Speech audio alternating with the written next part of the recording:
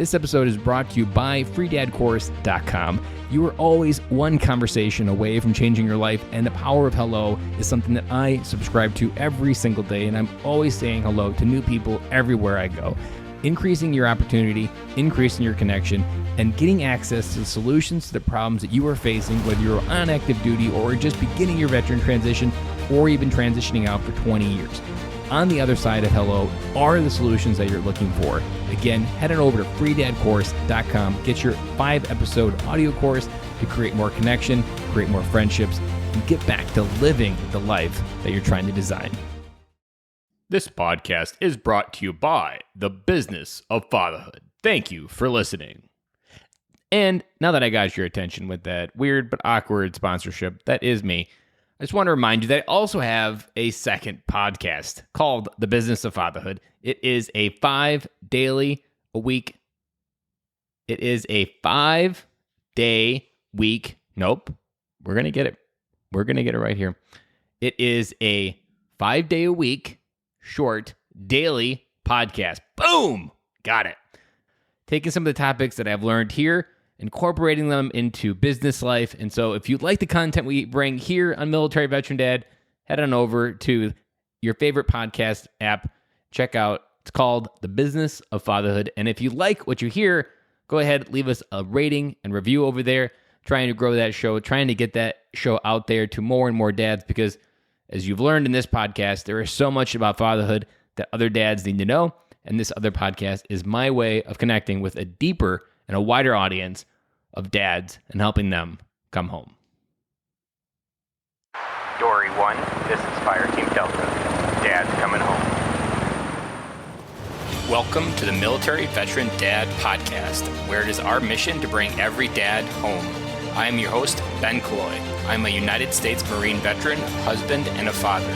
We will bring authentic conversations to inspire action in your life so we can close the gap between the dad you are today and the dad you want to be tomorrow. This is the Military Veteran Dad Podcast. Welcome back to Military Veteran Dad. This is episode 122. And as promised, if you listened to last week's episode, this week's episode does not disappoint. I gave a little bit of a teaser last Friday about what was going on. Man, do we got a full round of in-your-face, good advice that every veteran needs to hear. Whether you're suffering from PTSD or whether you're in denial about PTSD, this episode is going to move a mountain for you and help you see it in a way that I guarantee you probably haven't heard and as blunt as you've heard it in this episode. Couple advisories. There is swearing pretty profusely in this podcast episode, so if you are listening with kids, this is not the episode to have them in the background. This is an episode to put between your ears where they can't hear or you're in the car by yourself. But this episode with Virginia Cruse is something that is really great to hear because Virginia is a licensed professional counselor, national certified counselor specializing in military issues and combat-related trauma. She provides crisis intervention, evidence-based treatment for post-traumatic stress disorder, moral injury, depression, combat operational stress, and other diagnoses. She is certified clinician in cognitive processing therapy and prolonged exposure therapy and has 20 years of experience serving active duty, veterans, military retirees, and family members. And this episode is an hour and 40 minutes, so I am not going to ramble any further. Let's get right to it. And if you want to hear my big takeaway, hang on to the very end of this episode, and I'll be back with you to share it. Welcome to the podcast, Virginia. Hey, thank you for having me, Ben. I'm really excited to be here. I'm excited just to swear a little bit because based on the conversation that we had just getting started before we hit pre-record, this conversation is going to go into a lot of great places. And I would just like to start off, what is the title of your book? Because this will kind of set the stage for where we need to go. Thank you so much. So I appreciate the introduction. So my book is called The Soldier's Guide to PTSD. And you can find an excerpt. Your listeners can find a free excerpt at thesoldiersguide.com. And the subtitle is How to No Shit Reclaim Your Life. And you didn't have the hide it with the BS label. You put the no shit way to reclaim your life. Go into that subtitle of like, what about it, that abrasiveness that you said you had to put the pure rawness of what it takes to do that right there on the cover? Ben, so I'm a therapist now, but I didn't start out that way. So I started out as a soldier, still am a reserve officer. Don't judge me. But, and the one thing that is really missing, and when I'm talking with my clients, the one thing that we were really missing was the no shit truth. Really, just cut through the bullshit with the PTSD. I remember when I first thought I had PTSD, and then after I first got my diagnosis, I went to Dr. Google, scared the fuck out of myself. It was terrifying. Went online, found all of this clinical jargon, got myself a version of the Diagnostic Statistical Manual, version 5. That sounds like something you would just really just go crazy on. You're like, I don't even know if I should be here anymore. I feel it's here. I should spontaneously combusted by now. Brother, no joke. And it didn't explain it in a way that I can understand. And I'm smart as fuck. And if I'm reading it and I'm not picking up what they're putting down, then it's not written in a way that can be understood. And so every guide on PTSD and every workbook and every article, it's generally written by clinicians for clinicians. And we are, and I love being a therapist. There's nothing I would rather do, but we are the biggest echo chamber. Nobody's reading your fucking dissertation paper. Nobody's reading your articles. People are going to Google. And there was no soldier to soldier guide on PTSD. It was all written by clinicians for clinicians. And so when I wrote this book, I wrote it from the point of view of a soldier. So after I got licensed, back in the early, 2010s, I got licensed and I decided to become a therapist. I actually got a gig teaching at an inpatient hospital. And I started teaching active duty service members with PTSD and alcoholism and depression, anxiety, the things that generally come with PTSD. And they gave me a curriculum that was terrible. And I was like, you know what, if I'm going to, nobody becomes a therapist for the money or the fame, especially after a career in the military. So I'm in this to no shit change the world. Because why not? That's why you do this podcast. That's what I do. I had to rewrite my story because my story used to be I was a dumb farm boy from Wisconsin that was never going to do anything special. Now I'm a farm boy from Wisconsin that's going to help change the world. Bam. Smoking. But, and then so I redid, I went ahead and I just revamped and started writing my own classes. And the thing that was really missing is, what are we not talking about with PTSD? Yeah, I can give you the rundown, but we're not talking about rumors and myths. We're not talking about what PTSD isn't, because there are all these very persistent rumors that just fuck with your head about PTSD. Number one being that you can never recover from it. And that's absolutely not true. There's no data to support that, but we'll put a bookmark there. We're not talking about how do we talk to our families about getting the help we need. We're not talking about how to make boundaries. How do I make a good boundary if I'm still on active duty? What do I do if I have a toxic boss? What do I do if I work for an asshole? How do I make friends? And this is something that you cover very well in your platform, Ben. But how do we make friends when, one of the major criteria of PTSD is avoidance. Everything about avoidance, we want to just get into our shell. How do we make friends without seeming weird or being afraid that we're going to have a meltdown in the Walmart? You want to know what the weirdest thing that takes a lot of practice? Ask Yes. another dad for his number. Yeah. Like that's the ultimate moment. Like I've had a couple of them that I'm up on a sledding hill or at a park. Like, hey, what's your number? So we can text after we leave. And it's weird saying it out loud because it's not something naturally part of the society culture. And I come home and I'm like, hey, honey, I got another dad's number. Like, it's just this weird thing.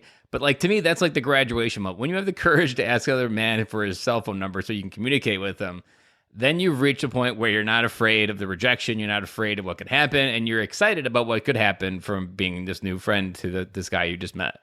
Yeah. And that's being hard. That is hard to do, Ben, without having PTSD. Yeah, without PTSD, yeah. And without, depression, anxiety, and all the shit that comes with it. That's very difficult. And so this book, and why I said it's, how to no shit reclaim your life. It's a short book. I mean, here it is here. I mean, it's pretty short. You can read it in one sitting.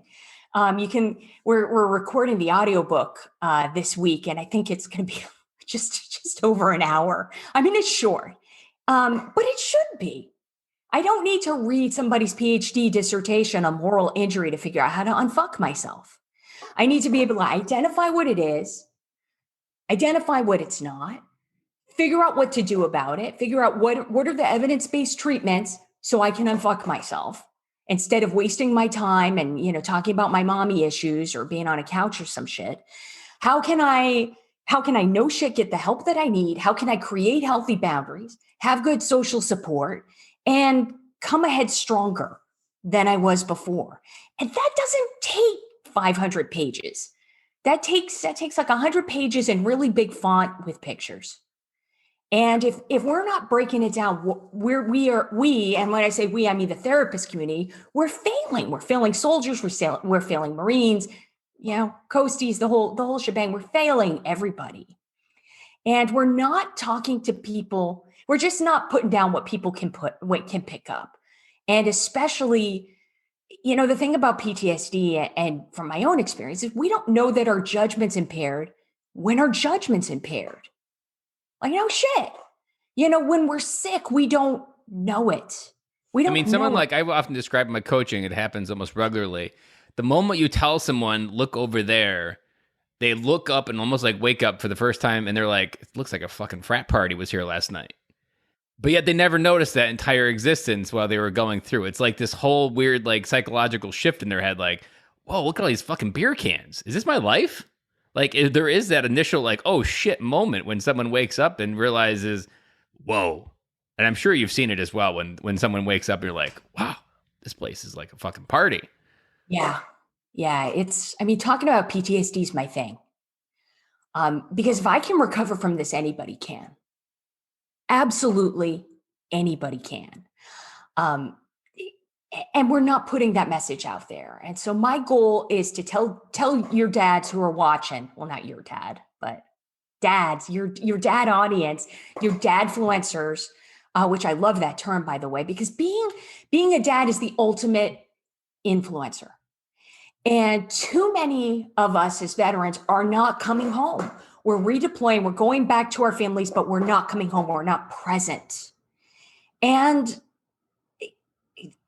we need the no shit guide to know how to do that. You're talking about the genesis of this moment. So Military Influencer Conference 2018, I had an itch for a podcast, but didn't really believe I was the guy to do it. And I told my story to a military spouse and she started crying. And I was like, what just happened? And I realized that she told me that her husband came home from war, but didn't emotionally come home and is just on autopilot on the couch. And what I said resonated so deeply that I was like, I've got to do this. And 3 months later is when I launched. I really value you saying that. PTSD there are so many components to it. And one of the major criteria we've already touched on a little bit is this idea of avoidance. So think about, what's the best way to explain this? Like, think about your feelings as a continuum. So you've got this, this continuum along the line. And over here, you've got these feelings that you don't want to feel.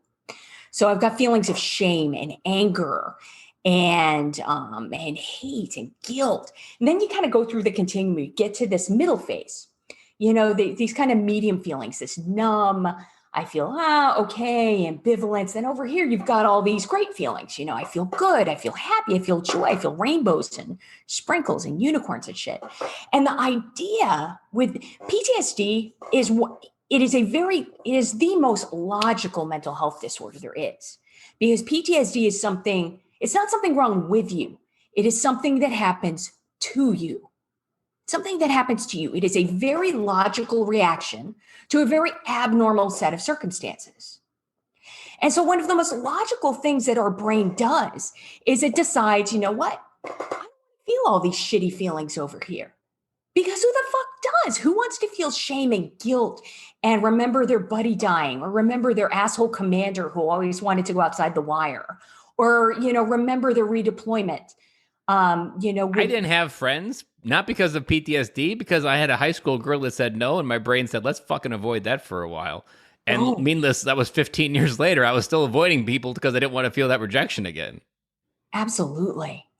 Absolutely. Like, it doesn't have to be, like, we often think it has to be these devastating things, but I mean, I had PTSD from virtual school for 2 months. Like, there's these massive shifts of growing up that happen that create these experiences that you got to work through. And luckily I was hopeful enough to embrace it versus running from it or even going into a depression.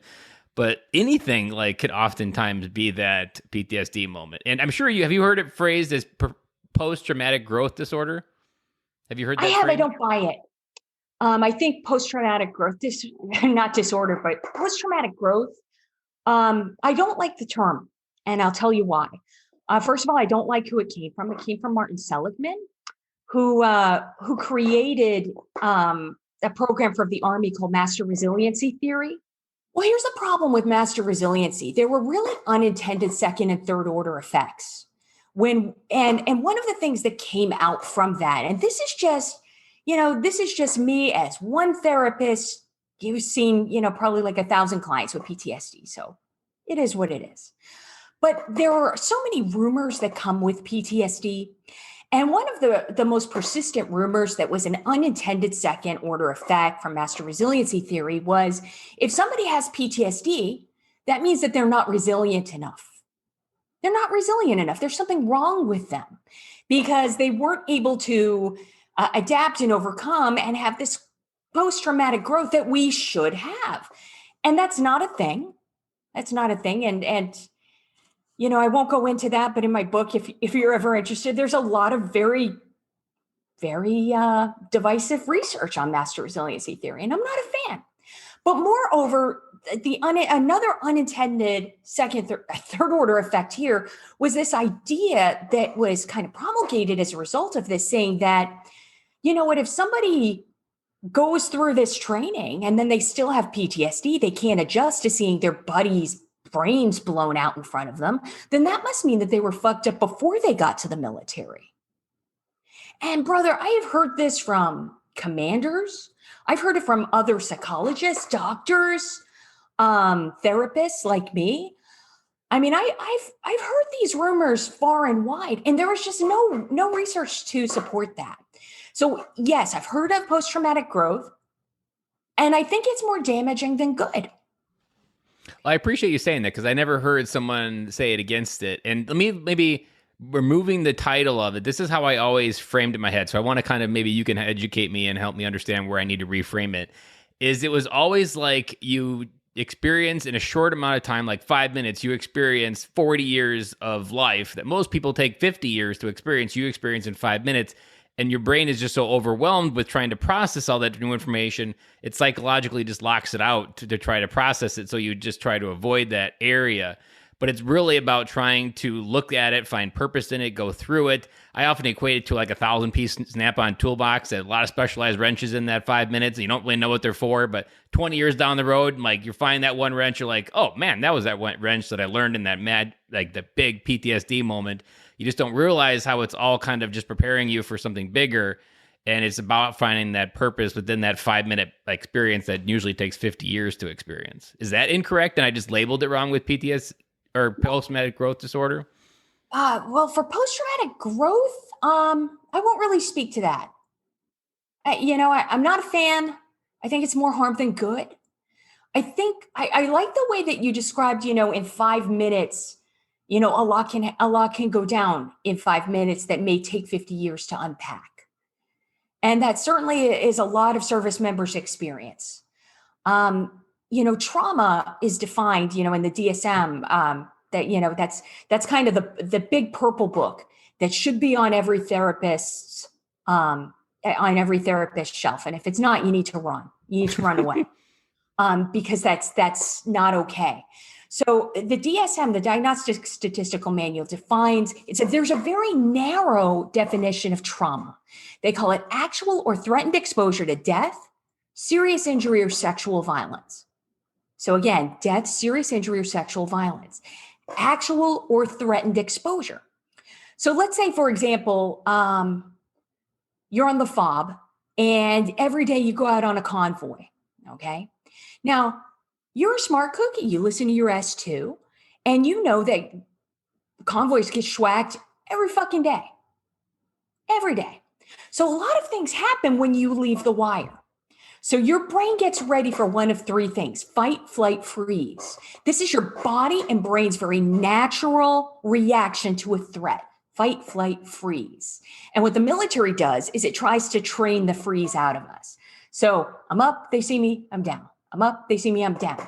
This is why we do so many movement exercises. This is why, and you're a Marine, you've been down this road. Yeah, I had PTSD just from you saying I'm up, he sees me, I'm down.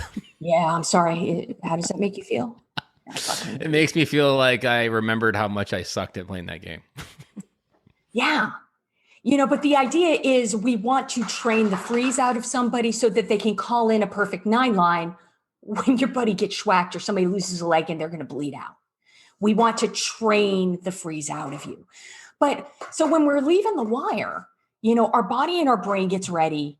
And a lot of things start happening. Our heart starts beating. And that's to move all the blood to our muscles, because fight, flight, and freeze take a tremendous amount of energy. All of our muscles start to tense up. Our eyes start to dilate. Our frontal lobes are responsible for reason and logic. Those fuckers just shut down. Why? Because we're not going to Disney, bitch. We are no shit getting ready for war. You're not needing to take snapshots. That's why we have a lot of people who have PTSD have very significant memory loss when it comes to their trauma, or they don't remember large chunks of their deployment. Folks who are survivors of childhood trauma often don't remember huge chunks of their childhood. And that's because your brain has two jobs, brother. Number one, keep you alive. And that is his first and number one job. I say he, my brain's a he. Maybe you lucked out. I didn't. Number two, your brain's job is to make meaning whether you have all the information or not. I say again, to make meaning whether you have all the information or not. So when you leave the wire, your body and your brain is getting ready to get schwacked. And then you don't get schwacked. Your convoy never blows up. Lucky you. Then we come back and we say all things like, oh, well, I don't deserve to have PTSD because my kid has a father now. I don't deserve to have PTSD because I have my legs. And one of the biggest lies that I have to overcome and educate folks on, it's just a lie, is that this idea that I don't deserve to have PTSD. And I'm like, bitch, I don't deserve to have flu. I don't deserve to have the flu. I'm charming as fuck. I'm really nice. I'm a good therapist. I help people. I have great neighbors, right? I don't deserve to have the flu. But guess what doesn't give a fuck? The flu. The flu doesn't care. HIV doesn't care. Coronavirus doesn't care. PTSD doesn't care whether you deserve it or not. So that's why we have that actual or threatened exposure. So whether you leave the wire and you get schwacked, or you leave the wire every day and you don't, your body and your brain are reacting the exact same way to trauma. And so some people can adjust and a lot of us can't. And that's totally okay. And it takes an adjustment period after that. I hope that answers your question. Maybe I just took you off topic. It definitely answers my question. So the one that I've kind of got, since you were talking about that in the way you did, it reminded me of something that dads get haunted with, like, why did I live and he died? Or they get hung up on, what did all of that shit just mean? And it's trying to figure out what was the legacy of their service. And one of my bigger theses of this whole podcast is most veterans get stuck in that thought versus switching to, oh, my legacy is actually my family. Once it's over, the shit's in the history books and there's not a goddamn thing you can do about it. And trying to figure out what it meant has no greater purpose in it whatsoever. You're not going to get any good questions from those loops that you keep running in your head. And I always say to dads, like, your best friend didn't come home so you could come home and be the best fucking dad you could be. But you have to know this stuff to go through it, to be that kid, to be that dad. There's a dad out there that never gets to feel his father's or his kid's love again. You do. And you've got to go through that, and all this focus on the legacy of their service and what it all meant and this macho stuff. Like, your only thing that matters once you're home is your family. Like that's what's going to be generational. No one's going to remember your record Nate label in the military. Maybe if you get a Medal of Honor or something, but for most times you're just a number within the books. Once it's over, it's over. But we get so stuck on that. So I'm wondering, when a dad gets stuck in that, where do you usually take him to try to get him into that switch of like, wake up? I don't try to get folks into a switch to wake up. So, I know that some people are really, very motivated and can move on. There's a shade of moral injury, though. I mean, there's a shade of PTSD that we don't talk about a lot. And it's moral injury. And this is one of those research topics that the first time I read it, I'll never forget it. So this is research that's done by Brett Litz. Absolutely brilliant researcher out of the VA and in Boston, Massachusetts, and I think UMass Boston also, or no, Boston U. Anyway, to make a long story longer, moral injury is very different than PTSD. So with moral injury is really, it's soul damage. I want to kind of explain, I want to unpack that a little bit. So PTSD is the body and the brain's very natural reaction to feeling unsafe, But moral injury is a different flavor. So it's the result of experiences that when somebody violates our fundamental moral code. And that is very different. So I want to unpack that. So with moral injury, according to Brett Litz and his research, there are 3 categories of moral injury. So we have combat loss. That's when we lose a buddy downrange. And then we have perpetration. So this is kind of war crimes, which are unfortunately much more widespread than any of us talk about. War crimes happen across the services, across gender and gender identities, across MOSs. And there's a lot of war crimes, things that would be considered war crimes by the Geneva Convention that are going on. And we witness them or we commit them, and we need to talk about this. So those are acts of omission, commission, things we wish we'd done, things we should not have done. And then we have leadership betrayal, which happens a lot, unfortunately, downrange. So that's the idea of, that one commander who always seems to be a major who is going outside the wire every chance he gets because he hopes to get shot at so he can get a combat action with him. And those 3 areas of moral injury, we have a lot of good research about them, and they really can challenge our fundamental core values. And unfortunately, those aren't as easy to unpack as saying, just get the fuck over it. And I'm not saying that's what you're saying. I want to be super clear. I'm not that guy. But there, a lot of folks do. A lot of folks do. And especially, when it comes to, these transgressive acts. So when somebody violates our acceptable boundaries of behavior, that really fucks with us, especially when we come back home. I could see it like the moment that popped in my head was if you had to take the life of a child that had a vest on that was getting ready to blow himself up and kill people around him. Like that was even justified and it violates every fiber of your being that was wrong. Yeah, there's a lot of research, and it probably wouldn't surprise you to know that somebody like me designed your boot camp. If you ever read On Killing by Lieutenant Colonel Dave Grossman, it's a really classic text because he does a good job of talking about all of the training and everything that goes into teaching a Marine, teaching a soldier, teaching a service member how to overcome their very natural instinct that's, billions of years of evolution not to kill another human being. These are things that we see in pit bulls, in cocks, and things that are bred to kill their own species. This is very unnatural, and so what Dave Grossman talks about and his book's fucking brilliant.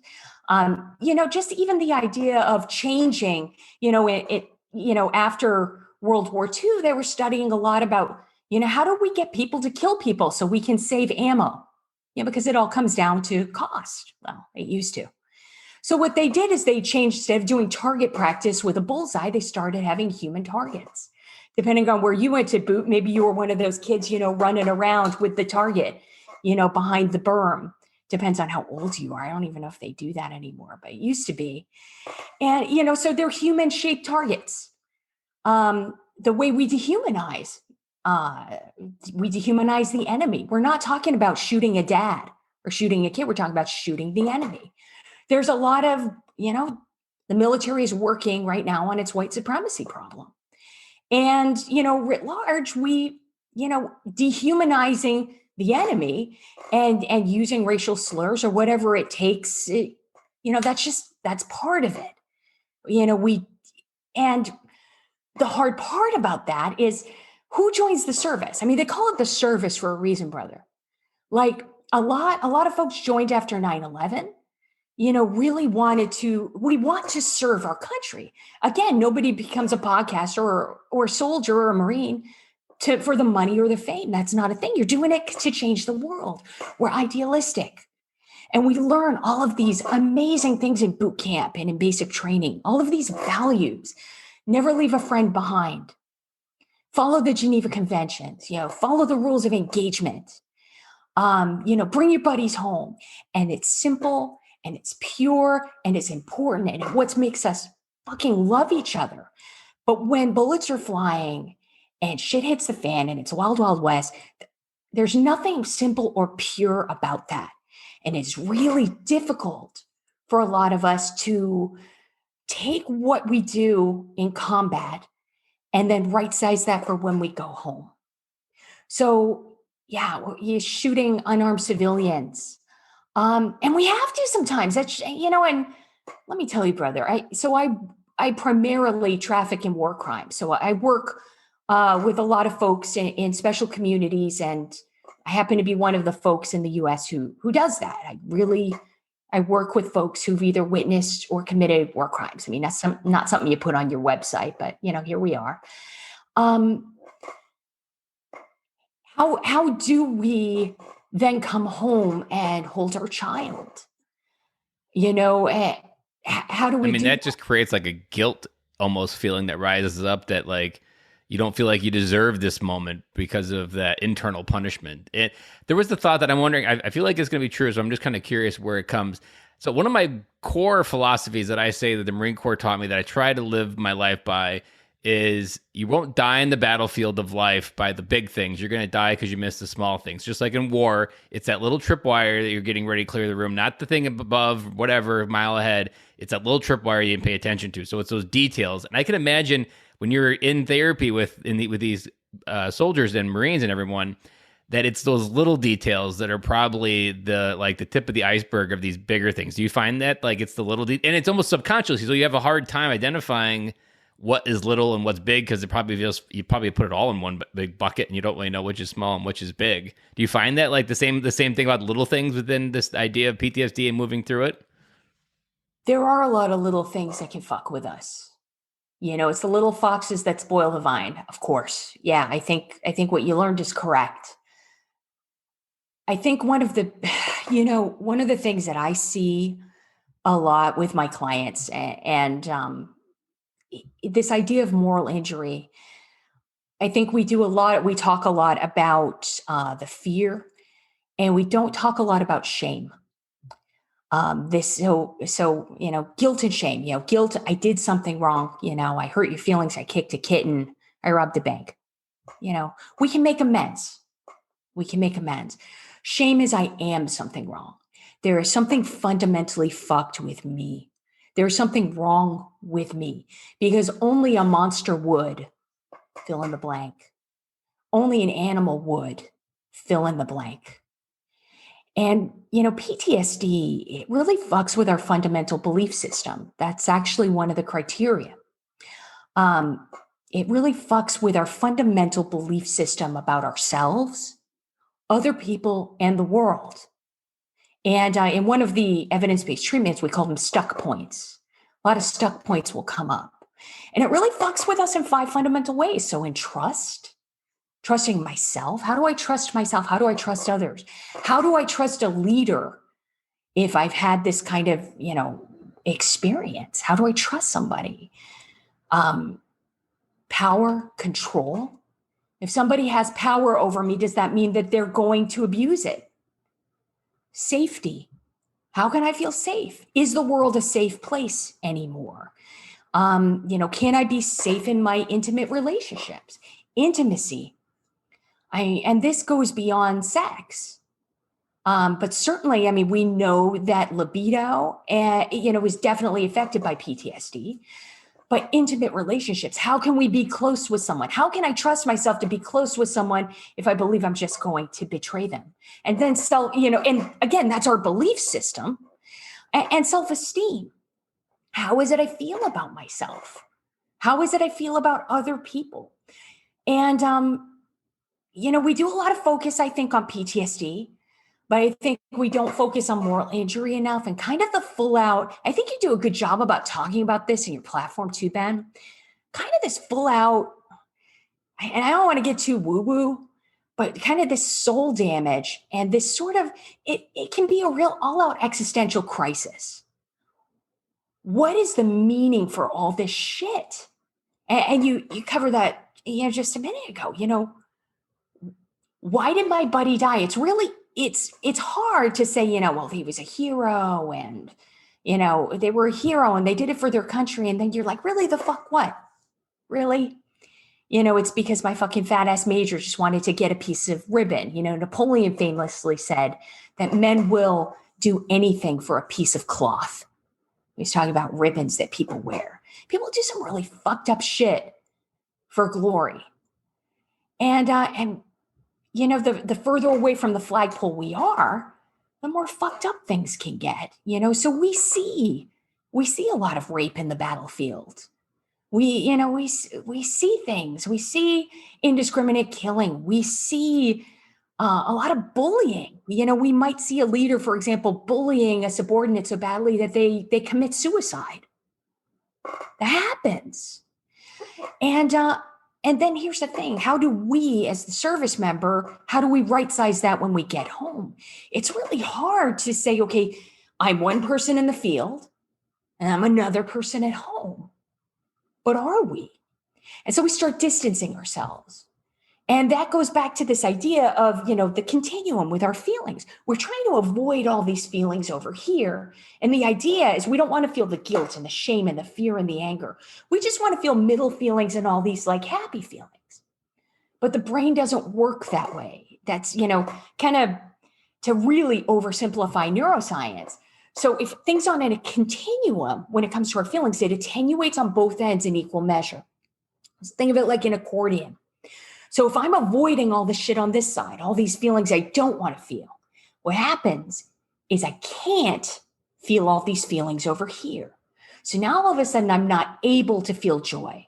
I'm not able to feel happiness. My son or daughter will come up to me with a legitimate concern. And I know that they have every right to be upset, but I can't empathize with them. I can't feel them.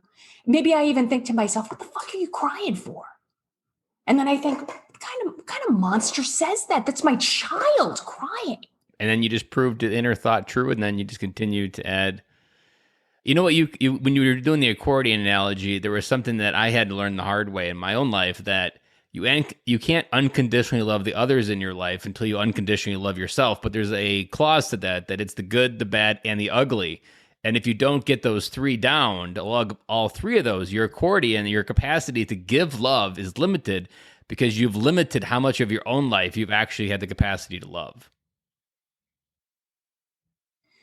When somebody goes through PTSD treatment, what we do is we're intentionally leaning into the shitty thoughts, all the shit we don't want to feel. And what happens is that this expands also. We become able, again, to feel that. But until that happens, we're in that middle space called numb. And it's an absolutely terrifying place to be, because what will happen in this numb place, and we know we're numb, even when we don't have the words for what's going on, we know something's fucked. We know something's wrong. We might not know what it is. We might not have the word. But we know that we're not feeling anything We go to, we're not feeling joy. We're not feeling sad. We just feel numb. And we might start asking ourselves things like, am I a psychopath? Maybe we listen to way too much like murder porn, too many like murder podcasts. And we're like, am I a psychopath? You're not. If you're asking that question, you're not. Or Criminal Minds on Netflix. That's dangerous. So I had to stop watching it because I was like, I'm having nightmares going to bed thinking someone's going to jump into my bedroom and slash my throat. Legit. That numb place is really terrifying place to be. And this is where suicide comes in, because what will happen to us is we're in a numb place. And, here's your trigger warning for your audience. This shit won't tickle, but you probably need to hear it. And while it sounds like I don't have feelings, I promise you I'm saying this with a lot of love and compassion. It's broke. So what happens when we're in this numb place? And I'm not talking about you. I'm just talking about me. I'll own it. So I'm not reading anybody's mail. Calm the fuck down. Okay. So we're in this middle, really numb place here. And what will happen is we get this idea. Oh, I know what I'll do. I'll commit suicide. And we feel something. Don't necessarily feel good or feel bad, but we feel something. And our brain registers that. And it's like, okay, I've been in this middle numb phase for a really long time, but now I feel something. And that must be good, because the opposite is being a fucking psychopath. So what happens a lot of times, or what happened to me, I'll own it, is starting to think about suicide, using the thought of suicide as a coping mechanism. Some real shit talk, okay? We're just thinking about, we tell ourselves, and we'll tell our therapists, or we'll tell our friends, I would never do it. I'm just thinking about it. And we fantasize about it because it's fun. Because just like any other coping mechanism, it works. Can we just get real for a minute? Drugs and alcohol work. Otherwise, people wouldn't drink and do drugs. Okay, thinking about suicide works. If I can get rid of my problems, if all my problems are one swallow away, of course I'm going to jump in a bottle. It's why most of us do. Most common, what we call co-occurring disorder, PTSD, is alcohol abuse. Another story for another day. So we just start thinking about, we start fantasizing, how am I going to schwack myself? How would I do it? What's the least violent way? Who am I going to make my last Facebook post to? Who's going to show up at my funeral? Who do I want to tell, fuck you, before I schwack myself? What do I want to write in my letter? Maybe we'll even type out a letter. Maybe we'll go ahead and look and see if our insurance covers suicide. And we tell ourselves, brother, we're like, oh, I'm just thinking about it. And what I need you to hear with love, because this sucks, is this. When we are thinking about suicide and we're using suicide as a coping mechanism, we're on a knife's edge. We're on a knife's edge, and we're a lot closer than what we think. And I'll tell you why. So every single one of us is going to have an experience where our situation overwhelms our skills. And we call that life. It is what it is. And when we're drinking, when we're drugging, especially, and we get to a point where maybe our buddy commits suicide. We see all those fucking Facebook posts on Memorial Day, whatever the fuck. All of a sudden, our brain will snap, hey, I know it's a really good idea. And it happens like that. And that's what I need. It's what I need to express. It's what I would want everyone to know. If there's one thing I would tell you, it's that suicide happens fucking fast.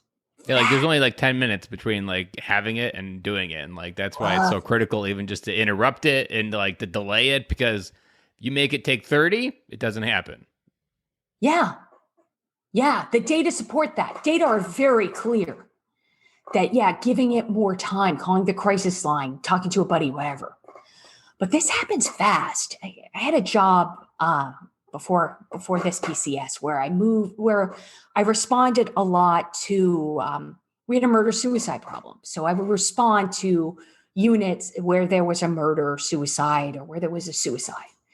And that's unfortunately, and we were talking before the show, there's probably not anyone listening to this right now who hasn't lost more buddies to suicide than they have to combat. It's just, it is what it is. It's a common. I mean, the hardest part about this podcast is I have Google alerts set up for these types of things, and I read these articles and hearing that there's 3 kids being left behind.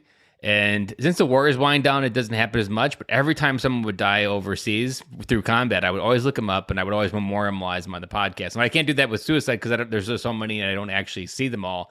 But man, I remember in Starbucks just bawling my eyes out because emotionally, like the toll, I probably am morally like scarred from it as well, from just reading these stories and realizing like, man, and the part that I've learned when I've interviewed a couple of military spouses that have lost their husbands to suicide is, and this is the part that I always tell dads, you think you're stopping the pain. Like this is the solution to prevent the burden to your family. But all you do is pass it on and scar them in a way that's deeper than yours. It's not even their pain. They don't understand it. And the other question that I've learned doing this podcast with dads is the kids are haunted with this question. Why didn't my dad love me enough to stay? And they never get the answer. And then they think they're not worthy enough because my dad just took his own life. I must have been pretty bad. And I would encourage anybody listening to this right now to go back and listen to that podcast that you did with that military spouse. That was, I was not okay. It was. Really you listened to that one? Oh, fuck yeah. That was yeah. That was.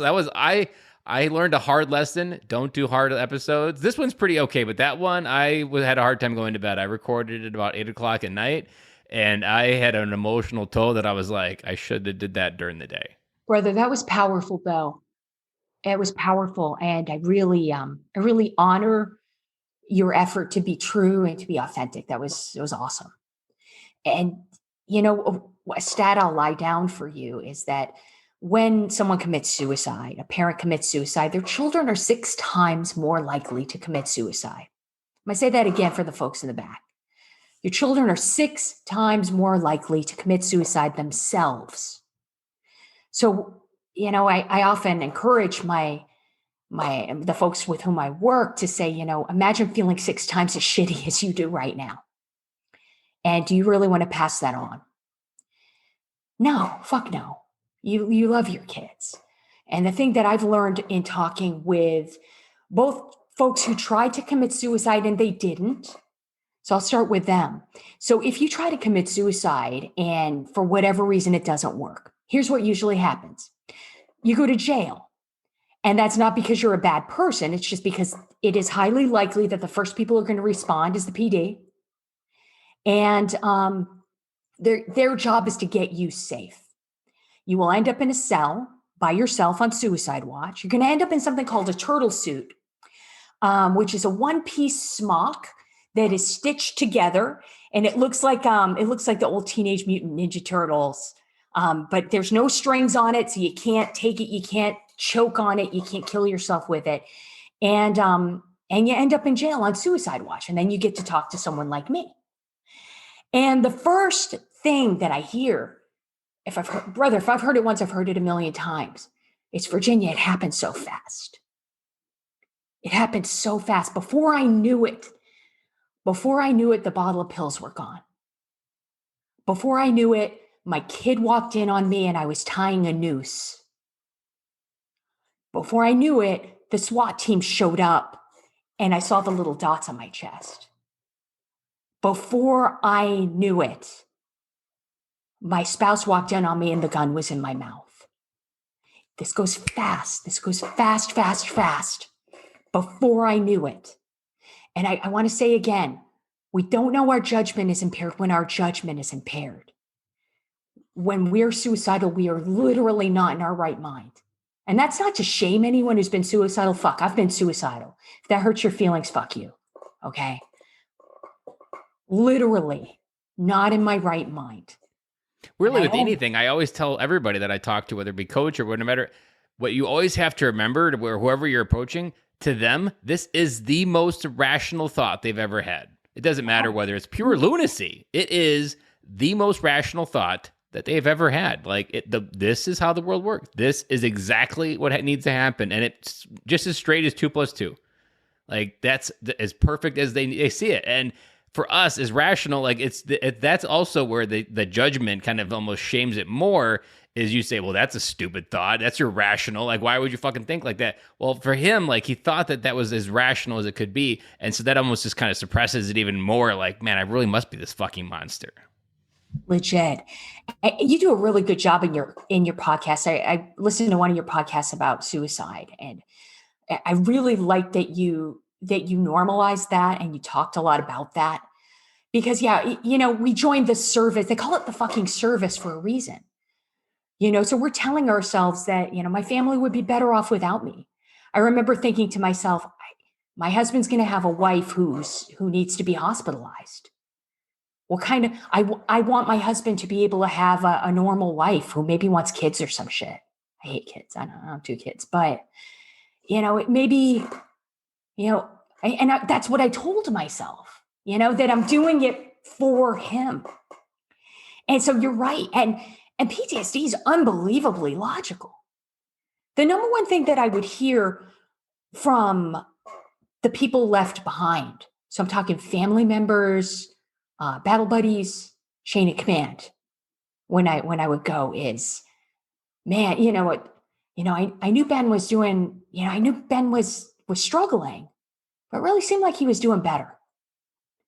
I saw him around recently. He seemed like he was doing it's usually always better. that, like, it's like when people get ready to die from cancer, they always get like a 2-day last minute poof of energy before it actually ends up taking their life. Legit. A big reason for that, though, is because when we're using suicide as a coping mechanism, on the outside, we look like we're doing better. We really do.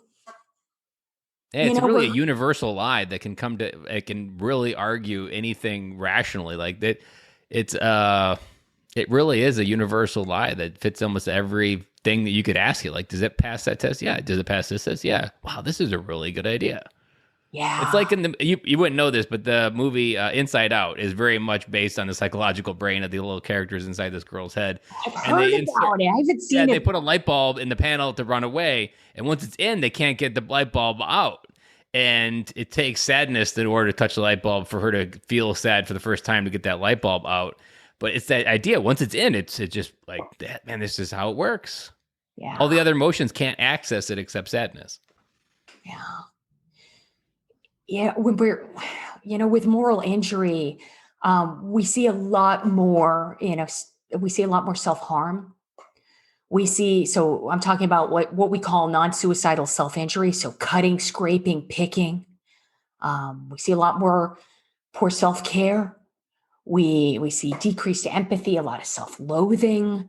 We see a lot more self-condemning thoughts, a lot more internal suffering. And when it comes to moral injury, kind of unlike PTSD, these are the things that we can't talk about.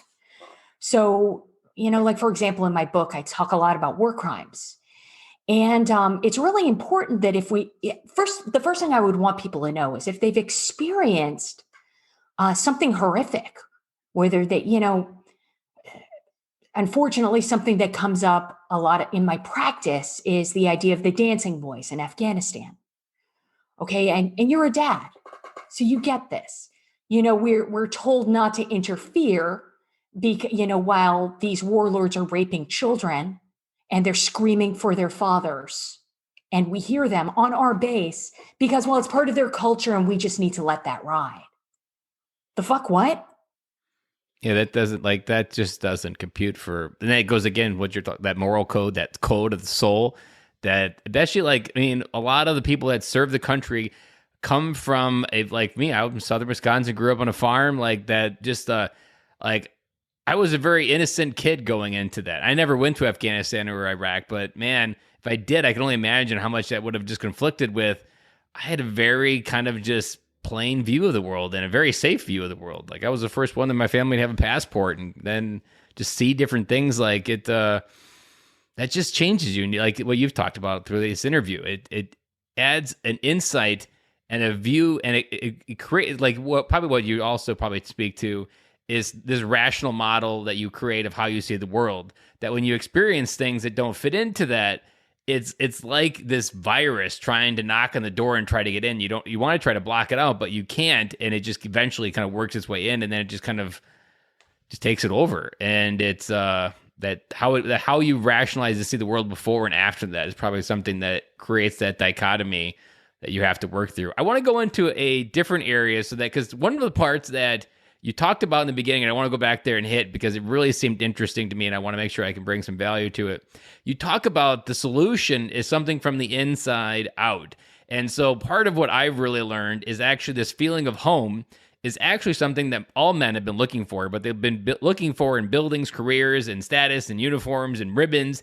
But it's actually a feeling that they've been looking for their entire life, but it has to come from the inside. And I'm actually thinking there's probably a little bit of what you have to do in order to bring them home is understanding that this feeling they're looking for is actually something that comes from the inside out. So I'm wondering, within your process to move through PTSD and actually like get beyond it, what actually is that component that comes from within that is something that maybe most people aren't even thinking to utilize as a superpower to get through this?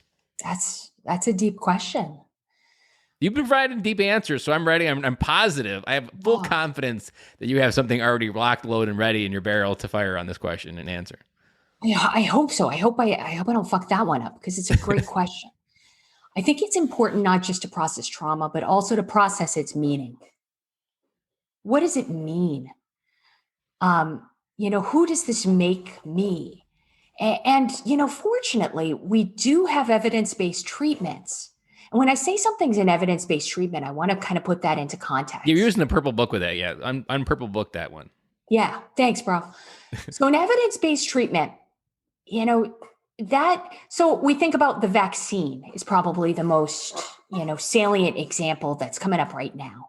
So when we test a vaccine or we test a new medicine, what will happen is the new medicine, it'll go through these double-blind studies. It'll go through these clinical trials, and we take a look at it, and we test it over a very long period of time, what we call a longitudinal study. So these studies will go on decades. And the reason is because we want to make sure that the drug works. We want to make sure the vaccine works before we, give it to everybody.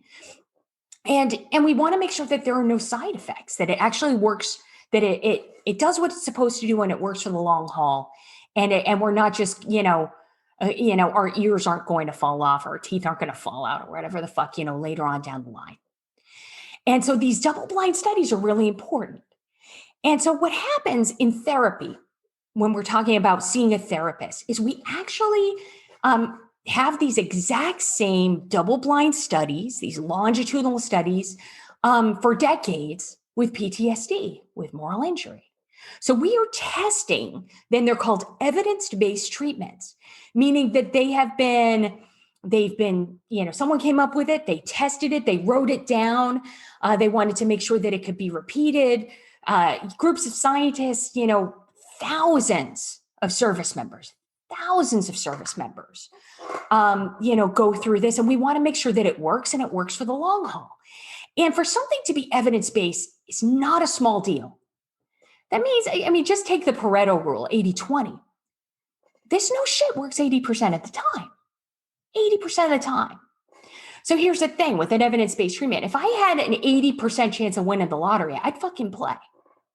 I'd also play if I had a 20% chance to win in the lottery. So let's get real there. So when it comes to evidence-based treatments, we got 3 of them that are approved by the VA, the Department of Veterans Affairs.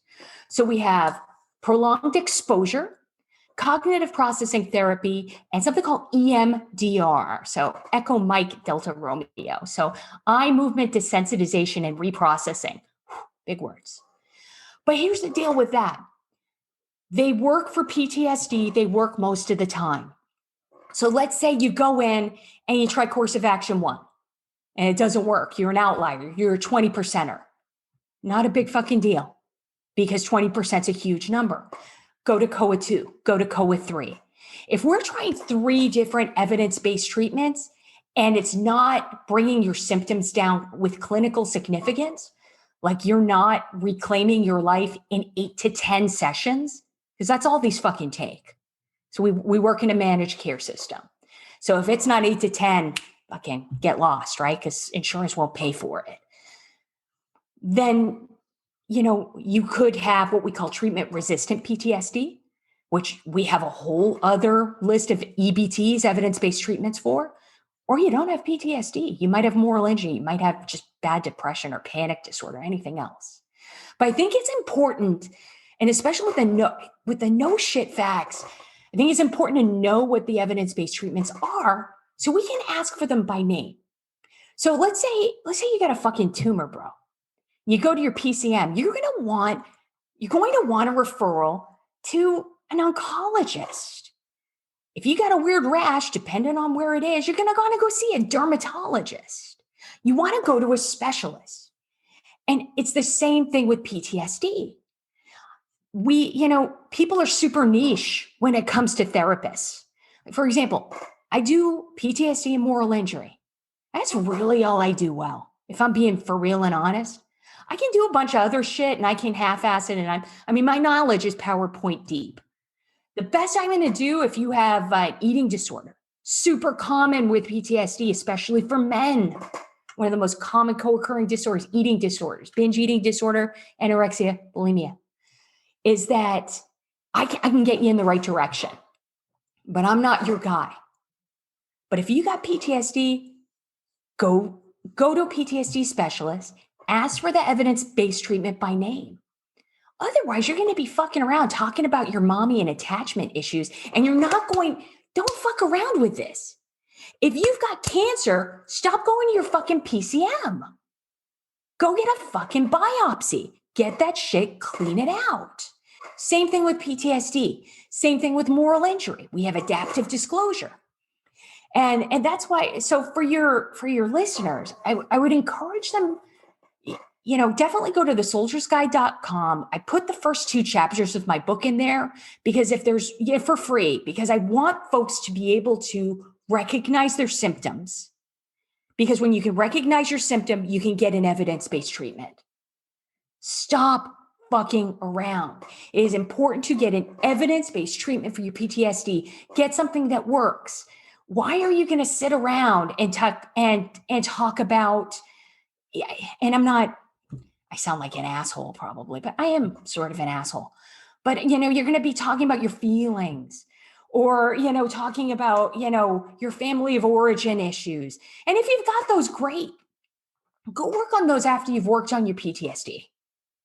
But if you need to know shit, reclaim your life because your PTSD is keeping you from being a father. Your PTSD is keeping you from being a husband. It's keeping you from getting a job. It's keeping you from sleeping at night. You're suicidal all the time. Get the help that you deserve. Don't fuck around. Go, no shit, reclaim your life and ask by name for that evidence-based treatment. And I realize I'm really trying to beat a drum here. There's nothing harder in my line of work than seeing one of my PTSD vet brothers, like a Vietnam vet or sisters. We've got incredible women who served in that conflict. They come and they get they've been in treatment, in and out of treatment their whole lives. And then they do an evidence-based treatment. And this happened just last month with a client I had. So this hits me in the feels. This guy's fucking 80, man. And for the first time in his life, he is seeing himself the way other people see him and not for the monster he believed he was. And he's already been through 3 wives. His kids won't talk to him. It's like that train left the station. And he's, chronic suicidality, what we call chronic PTSD. We have evidence-based treatment for chronic PTSD. Chronic PTSD, compound PTSD, that's not a death sentence. But that is a rumor out there that is so fucking wrong. And where I hear that rumor, I'm sorry, I'm getting a little pissed off. But I hear that rumor from other so-called fucking experts on PTSD, from other clinicians, that, if you have PTSD, you're just going to have it for the rest of your life. No shit, there I was. True story. I'm in an inpatient environment. And I worked on a team. Sorry for the war story, but I worked on a team that was, really worked with kind of these hard to crack cases, what we call a multidisciplinary team. So we all get together and we're like, how do we unfuck Like the house for clinicians. Yeah, but we're not really entertaining and probably not that smart. Or probably that rude. I don't know. We're pretty bad. we're a pretty salty fucking bunch. But we all come together and had this client. I'll never forget her my whole life. Navy, extreme trauma, military sexual trauma survivor, incredibly intelligent, being med boarded out of the military against her will. And she had gone through the three evidence-based treatments that most places offer for PTSD. And she was an outlier. But we didn't determine that she had something really, I was like, okay, there's something not right here. There's something off. And so I did a clinical interview with her. And I asked her what I call the big two. So there are two big questions that we have to be able to answer that only we can answer for ourselves. We can't answer from anyone else. And that's, do you believe change is possible? Do you believe it's possible that you could reduce your PTSD symptoms and be the best dad that you can be? Do you believe it's possible that you could reduce your PTSD symptoms and ask your dad on the playground for his number? Not asking you if you can do it or you're going to go out and do it today. I'm just asking if it's possible. And most people are like, oh yeah, Virginia, I could wake up tomorrow. The sky could be green and the grass could be blue. Anything could be possible, man. All right, fuck you, got it. Then the second question is, do you believe it's possible? Are you willing to do it? Do you want to get better? Are you willing to do whatever it takes? So I asked those questions and I said, clinical interview with this woman because she worked harder than her peers. She was smarter than her peers. And I was like, girl, real talk. Do you believe it's possible that you could reduce your symptoms and get to a point where you can function and stay in the military? And dead ass, she looked right at me. She said, well, no, I know that's not possible. I said, the fuck what? Tell me more. That's therapist code for it. The fuck what? Tell me more. She says, well, my psychiatrist on base, who was active duty military, by the way, my psychiatrist on base told me that, I'll be able to reduce my symptoms and I might start feeling better for a while. But in the end, PTSD, I'm just going to end up killing myself because there's no cure for PTSD. That's what the therapist told her? No shit, bro.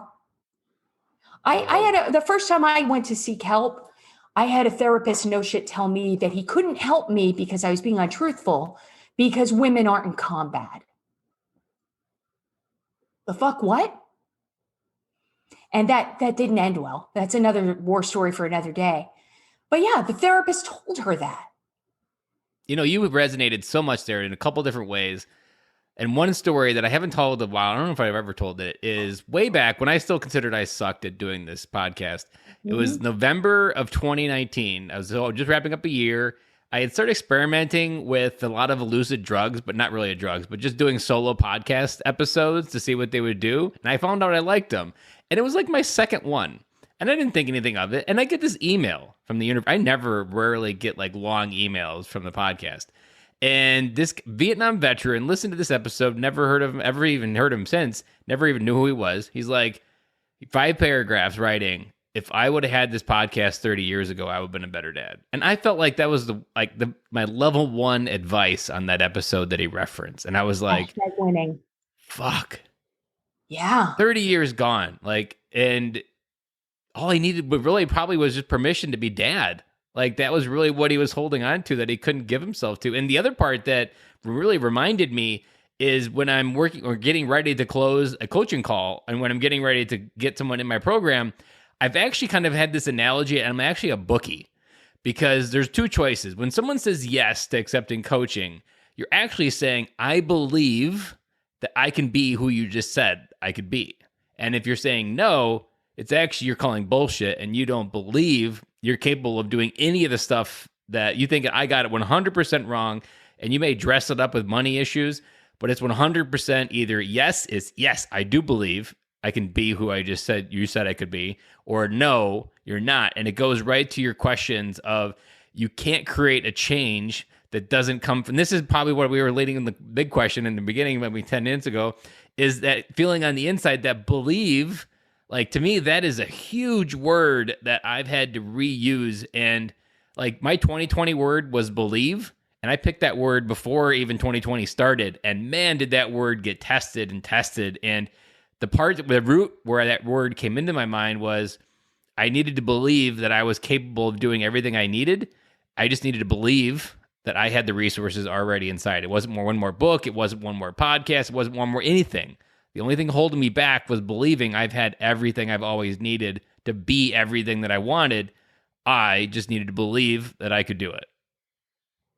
You know, when you have that self-belief and you're armed with facts, you're really unstoppable. You know, and I'm thinking back to this client, this woman, she believed all that, but she also believed a lie. After I picked up, you know, myself off the floor because I shat myself, I was like, Jesus, God, help us. And I re-educated her on, you know, and I showed her, and she's super analytical, super fucking smart. She's way above my level. And I gave her all the data, and I gave her articles to read. And in 2 weeks, she recalibrated herself, rediscovered herself. She stayed in the military. Her life has not been the same ever since. Because she had that belief in herself, but then she also had the no shit facts. And because she had those two things, she was really able to reclaim her life. And, you know, it didn't take much. Like once you reorientate that energy, I mean, there's so many things like, because the first part I usually always check on different like fatherhood issues, because there's just so many limiting beliefs with dads that they live under the umbrella of how their father was. Mm-hmm. And I'll go somewhere. I was just chatting with this guy. I never even got to talk to him on the phone. And he was telling me a story, and I was like, do you ever feel like a 10-year-old boy waiting to be led by his father? And went silence, and like maybe 2 minutes he replied, fuck.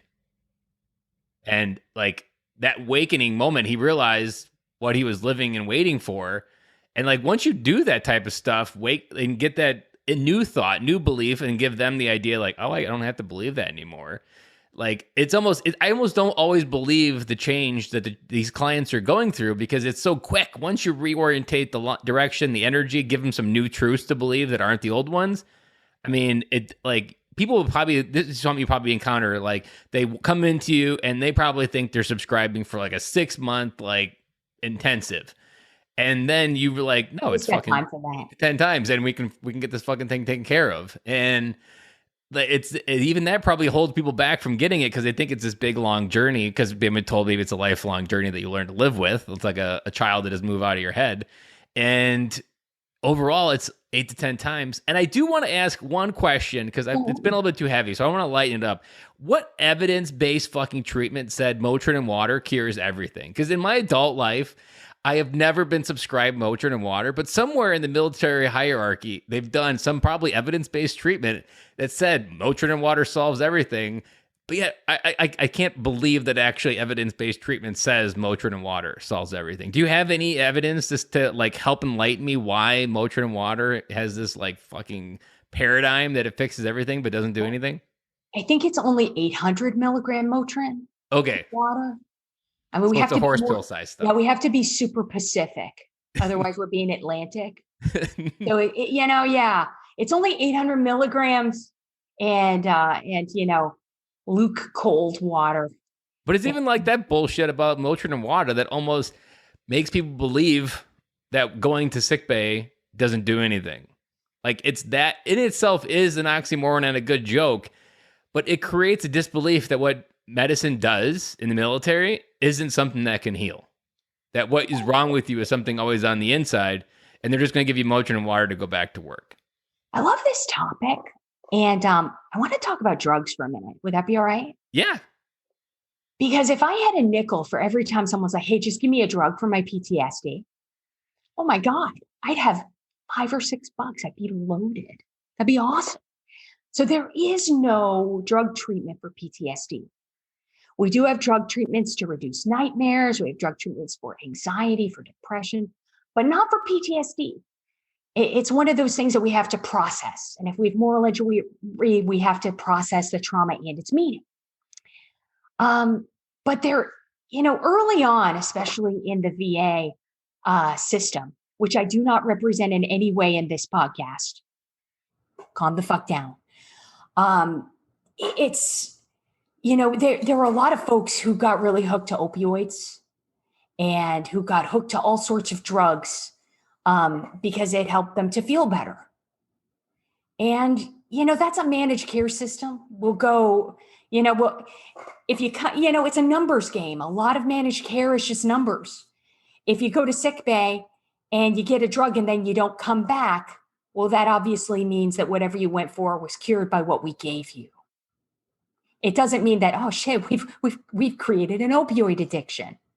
There might not be, any looking further into that. But, I do want to be super clear that there is no medication solution for PTSD. If there were, that would be awesome. And because that's why a lot of us turn to drugs and alcohol, to be able to feel something. If my solution were a swallow away, why the fuck would I do 8 to 10 sessions of talking to someone when I don't really want to? You know what you reminded me of? So you've done enough talking about boys. I'm going to talk about girls for a second.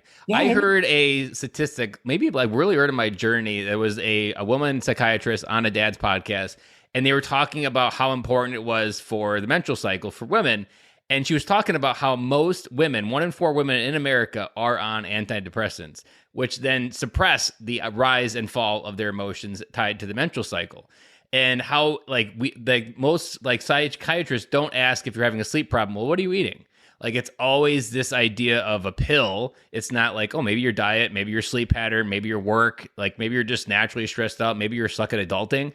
And we just go to these defaults of pills. And for women, I believe it's creating this huge even depression with these, like, you're meant to have bad days. You need these cycles to regulate your body, but we don't have these healthy conversations to challenge the status quo. Like, if you go to your doctor, your primary care right now, and ask them about how to understand your nutrition, you're probably going to get a very grade level 1 answer. Like, they're not even trained in healthy nutrition, which is part of the regular body. They're trained in what the prescription and the pharmaceutical companies want you to do, which then just creates this whole dichotomy that creates the problem harder. So I really loved how clear you brought the idea of evidence-based treatment, that there are already solutions. Go in there with the language that you need and understand that it can be fixed. It's not with the pill. It's something that comes from the inside out.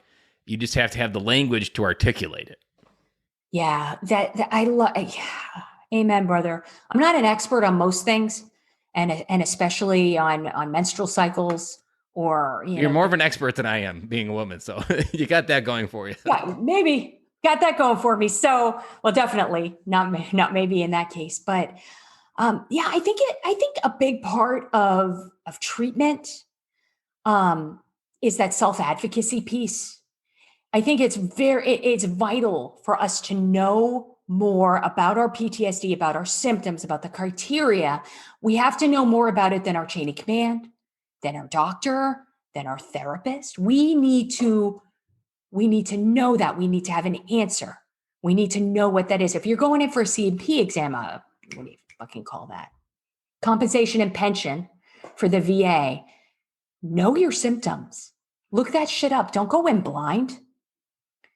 Be prepared. Know your symptoms. Know what that is. And go in and ask for evidence-based treatment by name. It is so incredibly important to be able to advocate for yourself, to have the verbiage. A lot of times, and especially clients of color, we've got a lot of data to support this, unfortunately. Clients of color, persons of color get really shitty treatment. And so a big part of, talking about PTSD, talking about mental health is I want you to sound smart as fuck. If you're a military veteran, you passed an ASVAB. You know what the fuck's up. But unfortunately, there are a lot of folks who won't take us seriously if you don't have an MD after your name, if you're not called Dr. Umpty Chuck, You know, if you had a shitty leadership experience and you were just depressed and told you were a shitbag the entire time, like that in itself will create this. Well, who the fuck am I to Google what I could know? Because my entire military existence, I was told that I was just a bag of shit and I wasn't going to do anything. That in itself cancels out the belief that I'm worthy of actually going and getting treated. So you're singing my song, brother. Yeah, like one of my earlier like breadcrumbs to what I do now was I was platoon sergeant for 3 months, and one of the things I really loved was taking those Marines out of the other NCOs that labeled shitbags and pulling the Marine out of them that they couldn't see themselves, and that's what kind of gave me that first learning of leadership was taking the people that other people couldn't, that just fucking gave up on, and like, you're a fucking Marine, I can help you understand how you are a Marine. And like, that was how essentially I started putting together. I was like, I really liked that. And that's essentially what leadership is. You help reflect back some of the best parts, what they can't see. And that's why even friends is a huge component of my life, my whole spiel here on the podcast, because when you suck at seeing your value in the mirror, when you look in the mirror and you just see this weak loser, your friend only sees what he can see, and it's usually positive. And this is why I exist. This podcast exists, is because I said hello to a dad at the park, repeated that process, and then they kept telling me, like, Ben, the way you put words together is not like anything I've heard before. I just felt something I've never felt before. I've told my story about friends to a bunch of dads, and a dad came up to me at the end crying before he said hello because I gifted him the words to put emotions together that he hadn't felt. Like, those are the moments where I started to put together what I was supposed to be doing with my life. It's powerful. That is absolutely powerful. I had the chance to read your book too, which I would recommend to anyone watching your podcast. And, you know, it's short, sweet, and to the point, but it's very here are the tools you need. Here are the tools. You could subtitle it, how to know shit, get your life together, and make friends. And see yourself. I wrote that book so early on because it was an experiment to do it. And if anybody's looking, it's on Amazon. If you Google it, it's the 5 authentic steps to a better life. And it's cheap. Buy it. It's like $3.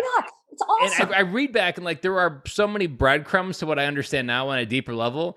And I was right there on the tip of it. I just needed to go deeper in the well to understand it. So it's really cool going back and rereading that book because I've read it a couple times recently. And I'm like, I was right there on top of it. I just have our language to articulate it in a deeper way. And I mean, now I've got it so punchy. Sometimes I can shorten some of those sections in that book down to like 3 or 4 sentences. But like, it is that path back to who you are, because like anybody listening to this podcast for a long time, this podcast exists because I decided to create a podcast that I needed 5 years ago. So everything that I talk about is my avatar of me. And I know exactly what I needed 5 years ago. So that's what I would have loved to have this type of interview in my ears on the way to work, because it would have fucking woke me up to like, you're kind of neutral and dead. And I was telling you before I recorded, I admitted to the podcast that I'm a little too stuffy. I take myself too seriously. I hope this podcast episode has been a great example of me not being serious, not being stuffy, and being very fluid and dynamic and me, and letting it come into the surface. But I needed permission from that, and I kind of just got in my own way from that. And it happens, and it's perfectly okay. I love that you're paying it forward. And, I wrote in the foreword to my book that if I had had this exact book, if I had had this, back in fucking 2008, it would have saved me years of bullshit. It would have saved me years of bullshit. And, just like with your podcast, you're filling a gap. It is such a privilege for me, at least. And I know it is for you too. It is a privilege to pay this forward and to give soldiers, give Marines, give military service members, veterans, to give them permission to advocate for themselves, to give them the words they need to sound smart as fuck so that they can get the help they need, to know what an evidence-based treatment is, how to ask for it fucking by name, so that you can take the next 2 months and reclaim your fucking life and your family and your job. Even if the only thing you remember from this episode is evidence-based PTSD treatment, even if you have an idiot doctor in front of you, they can Google that. And I'm sure it'll very quickly come up with those 3 or 4 things that you mentioned. Mm-hmm. And like, even those things will give them exactly where to look. And like, it's all right there.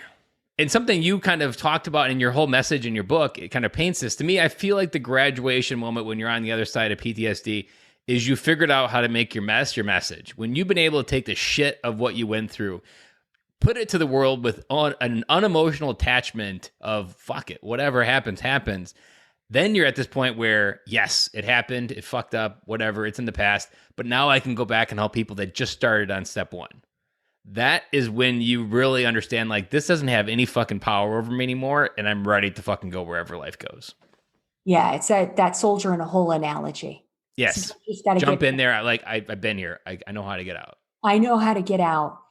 And, before we started recording, you were talking about hate mail and haters. And I get a ton of hate. Bring it. Drink your haterade, bitches. I got it.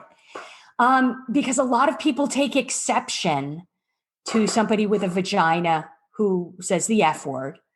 A lot of people take exception to me, to my book, to everything that, who do you think you are? Well, I'm someone who's trying. And I'm not going to stop anybody from writing their own book and being the best version of them. You do you. You do you. The most important part in coaching, because this always comes up where people, like I internalized all this feedback, especially if you're a nice guy.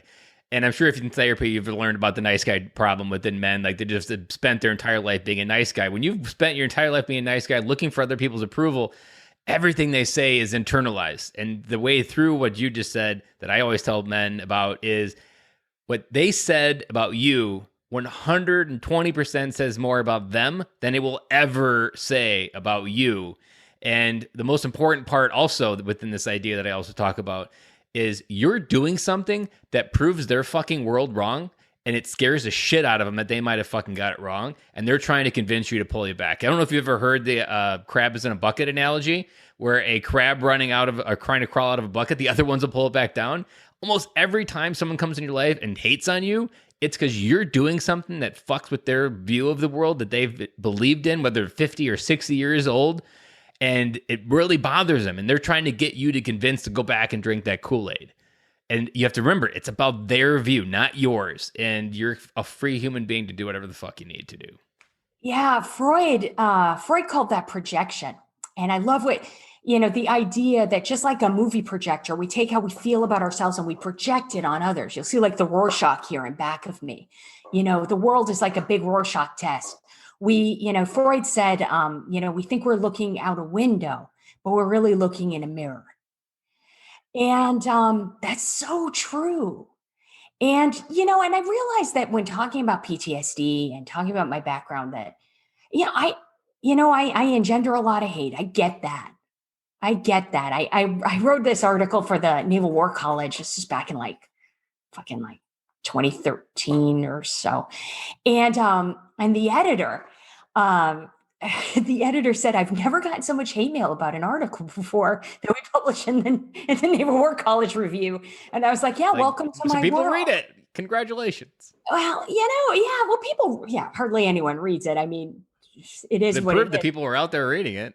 There's someone's reading it and someone's hating it and hating on me. But and there's a lot in my book, writing a book and having a podcast. And especially because your podcast is so centered, Ben, on authenticity. And when I was writing this, there's so much fear that I had. I said, what's going to happen if my clients, for example, find out that I was once suicidal or I had PTSD? Or that I'm not the brilliant, professor they think I am. It was choosing to be, what are people going to think if I bring my whole truth to the table? And, that's kind of the beauty of age. But I also had to kind of weigh out, okay, well, what's more important? My ego here and what people may or may not think, because what other people think of me is none of my fucking business. Or is it, taking a risk and having a message and just putting it out there and laying the chip, and maybe just changing the world. Yeah. But as the Dalai Lama said, you just got to shake it off. You know what also analogy that I popped in my head that you might also like, I don't know whether you're connected to this or not, but I always talk about the bullshit that's in your shadows is what's really holding you back. And I always like equating it to Superman. No matter what fucking happened to Superman, if he did draw blood, it was the light that healed it. And the part that most people don't understand about scars, scar tissue heals 2 times stronger than the original skin tissue that was there before the scar. And so if you bring it into the light, it will heal, and it will heal stronger. And that's why I think it was so important. No matter fucking what happens to whoever reads it and whoever gets pissed, the healing process that happens when you bring all of the shit into the light and just let it be what it is, that healing process is like the sun hitting Superman, and it's where he gets his strength from. It's where all that power comes from. And if you keep a lot of shit in the shadows, you're just wasting RAM in your internal processor and just creating future therapy clients for people after PTSD that still have to unpack why their father hated them. Yeah, because I traffic in trauma. I mean, I'll never run out of clients, unfortunately. I'll always have a waiting list a mile long. It is what it is. Yeah, that stuff in the shadows, recently, for me, I have a sobriety journey, and I'm part of a 12-step program, and, really, really proud of my sobriety and how fucking unbelievably hard that was.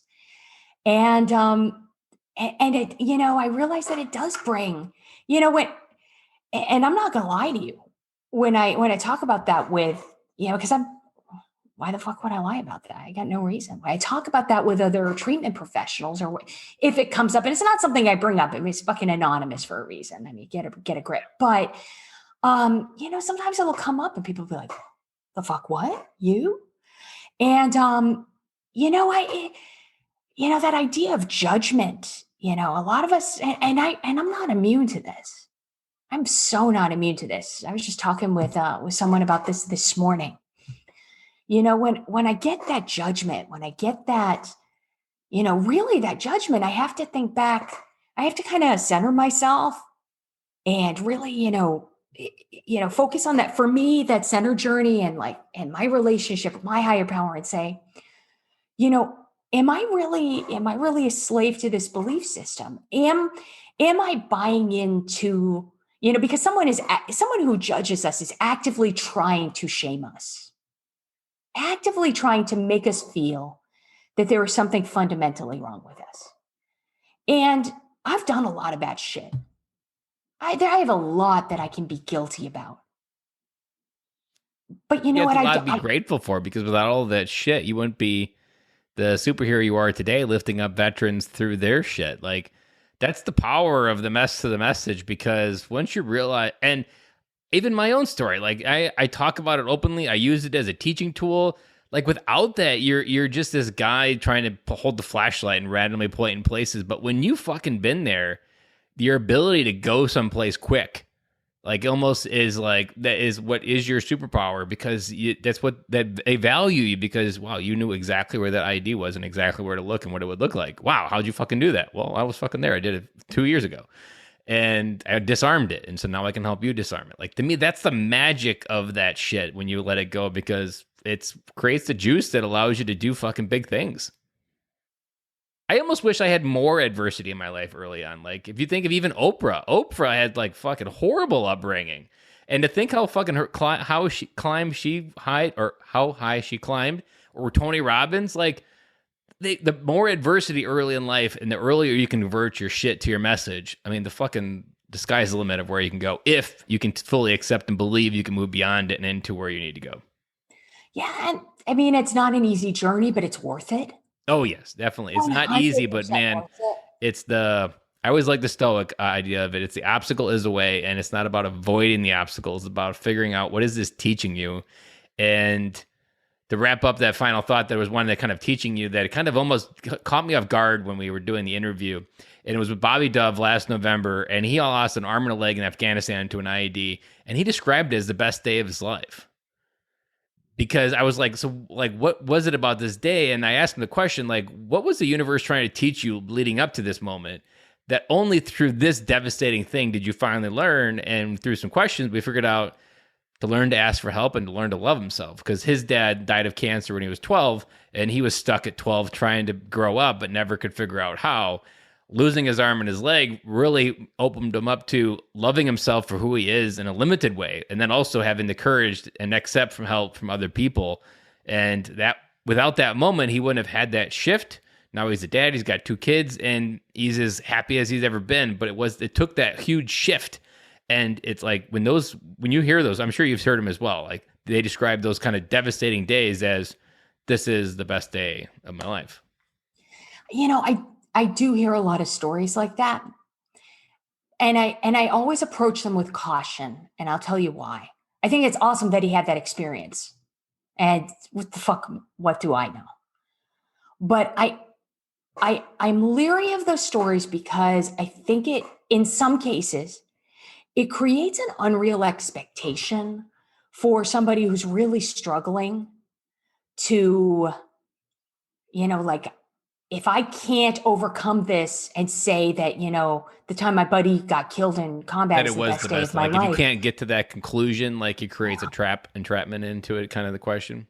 It can. I hear it a lot with assault survivors, whether it's MST or childhood sexual assault or rape or incest. It's, I hear that, that very, there's always somebody who's like, well, I forgave my attacker and it was the right thing to do, yada, yada bullshit. And not that it's their yada, yada bullshit, but just on and on. And then there are a lot of us who can stand back and say, how? Yeah, that how, like it's like that's almost like this crazy standard that almost unrealistic, that if I can't hold myself to it, what am I doing? I have a client that I'm working with right now who comes to mind immediately because she compares herself to Elizabeth Smart. She was that young girl who somewhere in like one of those square states in the middle, like Utah or something, maybe. I don't know. Sorry. Anyway, so she got kidnapped as a kid. Fucking unbelievable story. She got kidnapped. She was put into like some sort of religious cult. And I'm butchering poor Elizabeth Smart's story. Please go Google that shit for yourself. Don't believe my ass.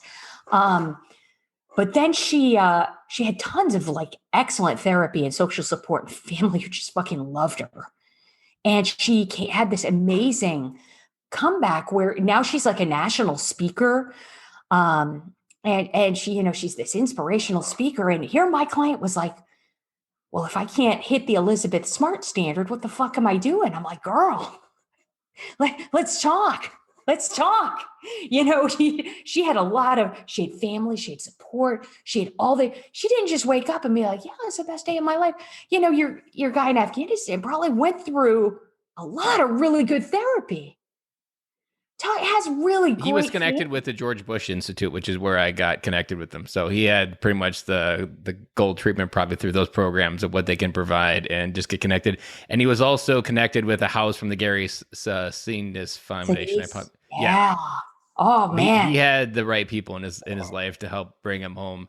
And the part that within that story that you were just mentioning about climbing and going through all of that shit, like it is hard when you hear those stories, and it is hard finding meaning in that, and it is hard going through that. And I was just watching this past weekend Chris Norton documentary on Netflix, who had a spinal injury in football in high school, and essentially you would fucking jump out of your chair in the scene because he's in the hospital, he's kind of sitting in a chair, and the doctor's like, and he thinks he has feeling in his feet. And he tells the doctor, can you take my socks off? I'd like to see. And he's like, I'm sorry, son, I'm not going to do that. You're never going to have any feeling in your legs below your waist for the rest of your life. And just fucking vacuumed out it like a fucking soul-breathing monster. And that created this moment of like, fuck you, I'm going to prove you wrong. And like the next 10 years of the journey is how learning to walk 7 yards. The title of the movie is 7 Yards, and how to walk 7 yards down the aisle of his wedding. And now he's still in a wheelchair, but he can move around, and he's gone through a lot of physical therapy. He's found this amazing woman in his life. They foster kids now and give them second homes. And he has a similar, I wouldn't take that moment away from me. It was sucked, But man, knowing the destination I'm in now, it is how I wanted it to happen. Like it's fucking hard when you try to do that from that moment. He talks about that moment. Like when I was sitting in the hospital and that fucking doctor told me I was never going to walk again. Like and even the mom was like, God, we just didn't have certainty. And she's at the wedding and like, man, I wish I could go back and tell myself in those first few weeks, it's all going to be good. And he also had like, it was a cool, really unique story because his brothers in college were also very supportive. And like, he would have people sleeping with him that would wake up and scratch his leg when he can't do it. And like, he had this amazing support network of love. And it's going back to that story from Sarah. And like, it's really good. I was fucking bawling the entire time. Like I was bawling my eyes out just from the sheer emotion, the feeling of dad, just the journey. Like, oh man, my tear ducts were flowing pretty good in that movie. Yeah, he had people to support him, and, like you're a coach. People, your listeners can hire you, can have a phone call with you, can go to your website, can connect with you. So even if we're having a hard time making friends, you can get a coach. You can go to a therapist. Therapists, coaches are a vital part of your social support. You don't have to be the homecoming king. Yeah. Just so incredibly important. It's just one small step. How do you eat an elephant? One bite at a time. The short answer to my friendship is you're always one conversation away from changing your life, and it's only on the other side of hello. Like that is literally the first step to any of this bullshit is a hello, whether it be a hello to a therapist at the VA or whether it be a hello to a friend like, hey, I had a bad day. Literally on the other side of hello could be the exact thing you waited your entire life. Yeah, I love how you said that in your book. You talked about how you talk to strangers. Yeah, like my daughter will like, Daddy, why are you waving to random people? I'm like, because it's a nice fucking thing to do. And it's often like hard when she's 4, like you're trying to balance, like don't talk to strangers. But I'm like, I want you to feel comfortable waving and providing that just like, hey, how's it going? Because I don't want her to have that weird energy like I did, that I couldn't cross that threshold and be like, hey, how's it going? And I want her to feel comfortable. And even as we're riding by or people are walking, she's like, hey, hi. And I really enjoy seeing that because I can only fucking imagine how it's going to extrapolate later on in life for her. So Virginia, thank you so much for this interview. I think we just set a record for the longest podcast recording a military veteran dad, but man, it was fucking worth it. Your fault. It is my fault. But sometimes those conversations just go well. And I mean, this topic, if there was ever a topic to go long on, PTSD is threaded to so much bullshit within what I've been trying to do. So if there was ever a topic to go on steroids and go knee fucking deep into and try to take a shower and try to get off the stink of this topic, this was the topic to go in. So I can't imagine. I thank you so much for coming to my life and reaching out to come on the podcast, because this podcast, I am positive, is going to bring many military dads home. Yeah, I love your work, Ben. I really want to encourage you what you're doing. I really would encourage folks to get out there, read your book, read your blog posts, because it's powerful shit. You got some powerful shit out there, man. And I love what you're doing. I love that you're connecting with military dads. And I just want to encourage your viewers and your listeners, that you can no shit reclaim your life. You can reclaim your life from PTSD. You can get your life back. You can be an amazing dad. You can be an amazing spouse or partner. I just want to encourage your viewers, go to thesoldiersguide.com. You can go ahead and download for free and just go ahead and get those symptoms, figure your shit out.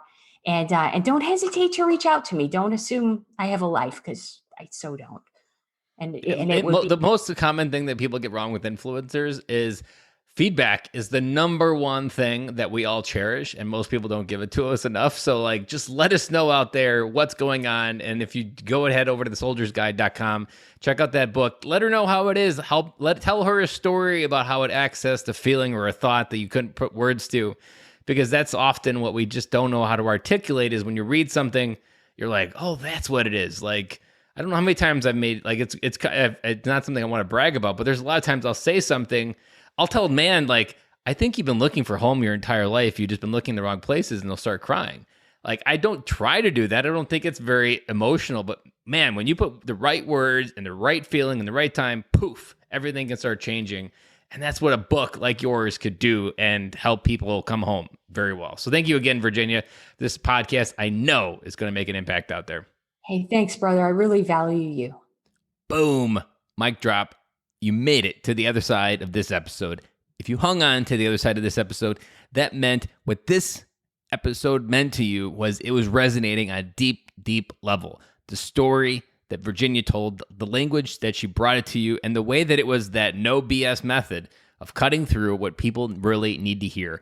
That so many times PTSD is this complicated multi-layer onion as it's presented to veterans, and most veterans see it as something complicated and they would just rather stay where they are and not move forward. To me, my big, massive takeaway is that I, myself, the host of this podcast, did not know enough about PTSD, because in this episode, having some of the things that I thought to be true challenged and reflected back was really eye-opening for me. Whether it be the post-traumatic growth disorder, or understanding what happens when someone does recognize this is the best day of their life, or someone that's still way before that trying to get to that point and be like, well, I'm not them. I'm never going to be that. This was a very open and honest conversation about PTSD, and I'm so glad that we had it on this podcast, because I know this episode is going to bring many military dads home to their families. And the big, big, big takeaway for me was this idea of evidence-based treatment. That it is something as simple as knowing what you need, going to the VA, getting your appointment, going through the process, and coming out healed. That I think, and I agreed with Virginia, that so many people get caught up that it has to be like a child that you raise your entire life. Like it's a student loan that you're just going to have with you the rest of your life. Like PTSD isn't never going to go away. But I like the hope that she provides that there is a way to get through it.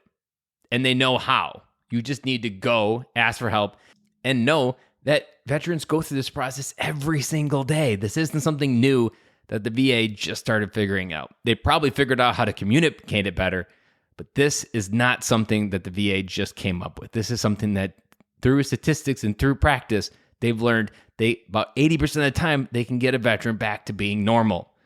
So guys, this is your wake-up call to go out there, get into the VA, get your help, get your evidence-based treatment if you know that you're one of those guys that has been holding back on trying to heal because you told yourself, just like some of the stories that she said, well, I'm just going to be this way for my entire life. There's nothing I can do about it. BS.